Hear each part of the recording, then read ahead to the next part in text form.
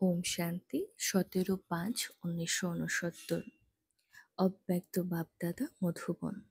এই মুরলির সার জাদু মন্ত্রের আয়না।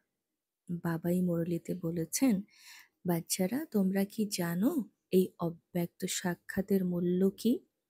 অব্যক্ত আকারের সাক্ষাৎ এবং সাকার সাক্ষাতের মধ্যে পার্থক্য আছে। অব্যক্ত সাক্ষাতের মূল্য হলো হদের অনুভবগুলোকে ত্যাগ করা।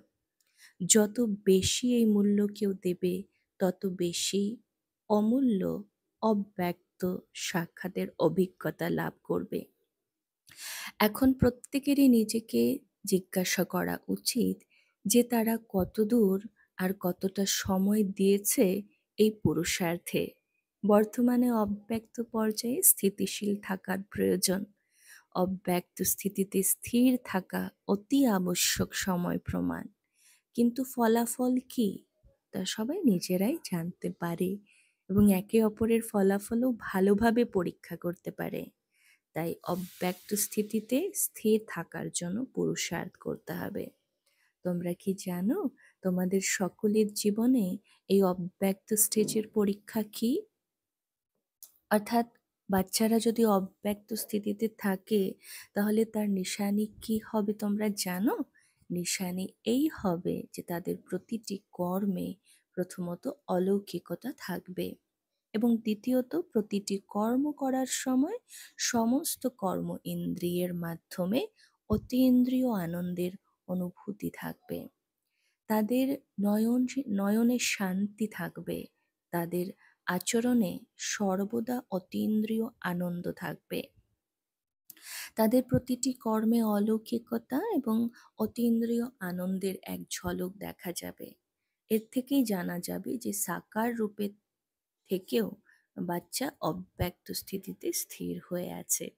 যদি তোমরা তোমাদের কর্মে এই দুটি বিষয় দেখতে পাও তাহলে বুঝতে হবে যে তোমরা অব্যক্ত স্থিতিতে স্থির হয়ে আছো।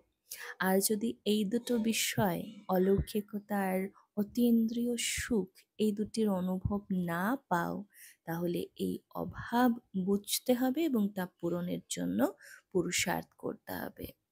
শুরু থেকেই সূক্ষ্ম অবস্থা অর্জনের জন্য একটি স্লোগান বলা হয়েছে। অব্যক্ত স্থিতিতে স্থির থাকার জন্য শুরু থেকেই বাবা একটা স্লোগান বাচ্চাদের শিখিয়েছে। যদি তোমরা এটি মনে রাখো তাহলে তোমরা কোনো মায়ার বাধার কাছে কখনো পরাজিত হতে পারবে না।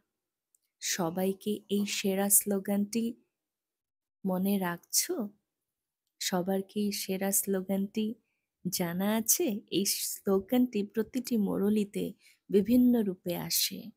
হ্যাঁ, মনমনা ভব, আমরা বাবার সন্তান, এটা তো আছেই, কিন্তু পুরুষার্থ করার সময় আসা মায়ার বাধাগুলিকে পরাজিত করার জন্য কোন স্লোগান আছে? স্বর্গের সার্বভৌমত্ব, স্বর্গের স্বরাজ্য, স্বর্গের রাজ্য অধিকার আমাদের জন্মগত অধিকার। আর সঙ্গম যুগের সময় পিতার ধন, পিতার খাজানা আমার জন্মগত অধিকার। এই হচ্ছে সেই স্লোগান। এই স্লোগানটি তোমরা ভুলে যাও।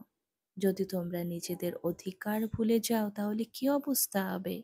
তাই নিজেদের এই অধিকার সর্বদা মনে রাখতে হবে। তোমরা যখন নিজেদেরকে অধিকারী মনে করবে তখন তোমরা মায়ার অধীন হবে না। মায়ার পরাধীনতা এড়াতে পারবে। তোমাদের মায়াকে পরাজিত করার জন্য নিজেদের অধিকারী মনে করতেই হবে। প্রথমে আমরা সঙ্গম যুগের সুখের অধিকারী আর তারপর ভবিষ্যতে স্বর্গের সুখের অধিকারী। তাই তোমরা তোমাদের অধিকার ভুলে যেও না। যখন তোমরা তোমাদের অধিকার ভুলে যাও তখন তোমরা কোনো না কোনো আধারের ওপর নির্ভরশীল হয়ে পড়ো এবং যারা অন্যের ওপর নির্ভরশীল, কোনো আধারের ওপর নির্ভরশীল, তারা কখনো সুখী হতে পারে না। ডগমগ দ্বিধাগ্রস্ত থাকে সদা। যারা অন্যের ওপর নির্ভরশীল তারা তাদের চিন্তা ভাবনা, বচন এবং কর্মের মাধ্যমে প্রতিটি বিষয়ে দুঃখে থাকে, দুঃখী হয়। আর যারা অধিকারী তারা তাদের অধিকার নিয়ে ঈশ্বরীয় নেশা এবং খুশিতে নাচতে থাকে। আর এই অতীন্দ্রিয় সুখের কারণে সুখের সম্পদ তাদের গলায় মালা আকারে ঝোলানো থাকে। তোমরা কি স্বর্ণযুগের সেই সত্যযুগের সুখ জানো? স্বর্ণযুগে খেলনা কেমন ছিল? সেখানে আমরা রত্ন নিয়ে খেলবো। তোমরা স্বর্ণযুগের আনন্দ এবং লৌহযুগের কলিযুগের দুঃখের তালিকা তো তৈরি করেছ, কিন্তু যদি তোমরা কর্মের আনন্দের তালিকা তৈরি করো তাহলে খুশি দ্বিগুণ হবে। সেই রকম সুখের স্বর্ণযুগের সংস্কার এখনই তোমাদের এই সঙ্গম যুগে নিজেদের মনে গেঁথে নিতে হবে। ছোট বাচ্চারা যেমন সারাদিন খেলাধুলা করে, কোনো কিছু নিয়ে চিন্তা করে না, তেমনি আনন্দের তালিকা এবং রত্নের তালিকা মনের মধ্যে সারাক্ষণ চালিয়ে যাও, অথবা আনন্দের আকারে এই রত্নগুলো নিয়ে খেলো। তাহলে নাটকের এই খেলায় তোমরা কখনো হারবে না। বর্তমানে তোমরা মাঝে মাঝে হেরে যাও। বাপদাদার বাচ্চাদের প্রতি কতটা ভালোবাসা আছে। বাপদাদার ভালোবাসা চিরন্তন, আর বাচ্চাদের ভালোবাসা কখনো একরকম আবার কখনো অন্যরকম। এটা স্থির থাকে না। মাঝে মাঝে আমরা ভালোবাসার অনেক ছবি দেখতে পাই। কখনো কখনো ভালোবাসার ছবির পরিবর্তে তোমাদের কোন ছবি দেখতে পাওয়া যায়? হয় কখনো প্রেমময় অবস্থা, আর কখনো কষ্টে ভরা অবস্থা। নিজেদের ছবি দেখার জন্য নিজেদের কাছে কি রাখতে হবে? আয়না। সবার কাছে কি এই আয়না আছে? যদি এই আয়না থাকে তাহলে তোমরা নিজেদের মুখ দেখতে পারবে আর নিজেদের যে কোনো অভাব পূর্ণ করে নিতে পারবে। আর যদি এই আয়না না থাকে তাহলে নিজেদের অভাবও পূরণ করতে পারবে না। তাই সব সময় নিজেদের কাছে এই একটি আয়না রাখো। কিন্তু এই আয়না এমন যে তুমি ভাববে যে আমাদের কাছে এটি আছে, কিন্তু মাঝে মাঝে এই আয়না অদৃশ্য হয়ে যাবে। এটি হলো জাদু মন্ত্রের আয়না। এটি 1 সেকেন্ডের মধ্যে অদৃশ্য হয়ে যায়। এই আয়না কিভাবে সদা তোমরা তোমাদের কাছে রাখতে পারবে? এর জন্য তোমার প্রধান যোগ্যতা কি দরকার? এর জন্য প্রধান যোগ্যতা হলো সমর্পণতা। যারা আত্মসমর্পণে পূর্ণ, যারা বাবার কাছে সমর্পিত, তাদের কাছে এই আয়না থাকবে। যারা বাবার কাছে সমর্পিত বুদ্ধি নয়, যদি আত্মসমর্পণ না থাকে, তাহলে এই আয়নাও চিরস্থায়ী হতে পারবে না। আয়না ধরে রাখতে হলে প্রথমে নিজেকে সম্পূর্ণরূপে বাবার কাছে সমর্পণ করতে হবে। একে বলা হয় সব কিছু ত্যাগ করা। যে সব কিছু ত্যাগ করে তারই কাছে আয়না থাকবে। যে ব্যক্তি অব্যক্ত অবস্থায় থাকে, কেবল সেই অব্যক্ত বাবার সাথে মিলন মানাতে সক্ষম হবে। বর্তমানে অব্যক্ত অবস্থায় স্থির হওয়ার জন্য আরো কিছু জিনিসের অভাব রয়েছে। দুটো ব্যাপার ঠিক আছে, কিন্তু তৃতীয় জিনিসের অভাব রয়েছে। সেই দুটো ব্যাপার কি, যেটাতে ঠিক আছে মেজরিটি বাচ্চা, সেটা হলো বর্ণন, আর আরেকটি হলো মন্থন। এই দুটো ঠিকই আছে, কিন্তু তৃতীয় জিনিসটার একটু অভাব আছে বাচ্চাদের পুরুষার্থে। বর্তমানে বাচ্চাদের যাই ফলাফল হোক না কেন, মন্থনের চেয়ে বর্ণন বেশি। আর তৃতীয় জিনিসের অভাব আছে। তৃতীয় জিনিসটি হলো মন্থনের সাথে সাথে মগ্ন থাকা। এটি সম্পূর্ণ মগ্ন থাকার অবস্থা।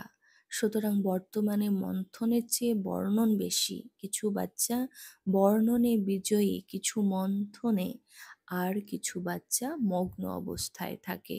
এই মগ্ন অবস্থার অভাব রয়েছে, যা পূরণ করতে হবে। যারা মগ্ন লাভলীন থাকে তাদের আচরণে কি দেখা যাবে? তাদের আচরণে অলৌকিকতা এবং অতীন্দ্রিয় আনন্দ দেখা যাবে। যে ব্যক্তি নিমগ্ন অবস্থায় থাকে তার এই গুণটি প্রতিটি কার্যকলাপে দেখা যাবে। তাই এই শূন্যস্থান পূরণ করার জন্য তীব্র প্রচেষ্টা করতে হবে। প্রত্যেকেই একজন পুরুষার্থী। এই কারণেই তারা এতদূর পৌঁছেছে, এটা ঠিক। কিন্তু এখন পুরুষার্থী হয়ে থাকার সময় নয়, এখন তীব্র পুরুষার্থী হওয়ার সময়। তোমাদের এখন তীব্র পুরুষার্থী হয়ে উঠতে হবে। কিন্তু যদি সাধারণ পুরুষার্থ করতে থাকো, তাহলে কি হবে? লক্ষ্য থেকে অনেক দূরে থেকে যাবে। এখনই তীব্র পুরুষার্থী হওয়ার সময়। প্রত্যেককে পরীক্ষা করতে হবে যে সময় অনুসারে যেভাবে পুরুষার্থ করা দরকার, তীব্র পুরুষার্থের দরকার, ততটা তীব্র পুরুষার্থ হচ্ছে কিনা। এই কারণেই বলা হয়, যদি সর্বদা তোমাদের সাথে একটা এই আয়না রাখো, তো তাহলে তোমরা অবিলম্বে নিজেদের কমজোরি চেক করতে পারবে এবং তীব্র পুরুষার্থ করে এগিয়ে যেতে পারবে। আজ কুমারীদের সেবায় তিলক লাগানোর দিন। যেমন তোমরা জাদুঘরে রাজ্যাভিষেকের ছবি দেখো, তো সেই রূপ তোমাদেরও সেবায় আজ তিলক লাগানোর দিন। দেখো তোমাদের এই তিলক লাগানোর দিনে কত বিশাল জনতা জড়ো হয়েছে। তোমরা কি খুশি? কিন্তু মনে রাখবে, যাদের সামনে তোমরা তিলক লাগাচ্ছ তারা সবাই তোমাকে দেখতে পাবে। তোমরা সবার মাঝে তিলক লাগাচ্ছ, এটা ভুলে যেও না। তোমাদের এতটাই সাহসী হতে হবে, হিম্মতবান হতে হবে। তোমাদের এই তিলকের সম্মান রক্ষা করতে হবে। তিলকের সম্মান মানে ব্রাহ্মণ বংশের সম্মান। ব্রাহ্মণ বংশের মর্যাদা কি? যাদের এমন পুরুষোত্তম হওয়ার সাহস আছে, তারাই তিলক লাগাতে পারবে। এই তিলক সাধারণ নয়, ওখানেও বিশাল জনতা এটা দেখবে। তোমরা সকল ব্রাহ্মণ মেয়েরা, কন্যারা সেবায় তিলক লাগানোর জন্য জড়ো হয়েছ। যারা সেবা করে তাদের একটি বিশেষ গুণের দিকে মনোযোগ দিতে হবে। যারা সব রকমের সেবা করে তাদের বিশেষভাবে এই বিষয়টির দিকে মনোযোগ দিতে হবে যে পরিস্থিতি যাই হোক না কেন, নিজের মনের অবস্থা যেন স্থির থাকে।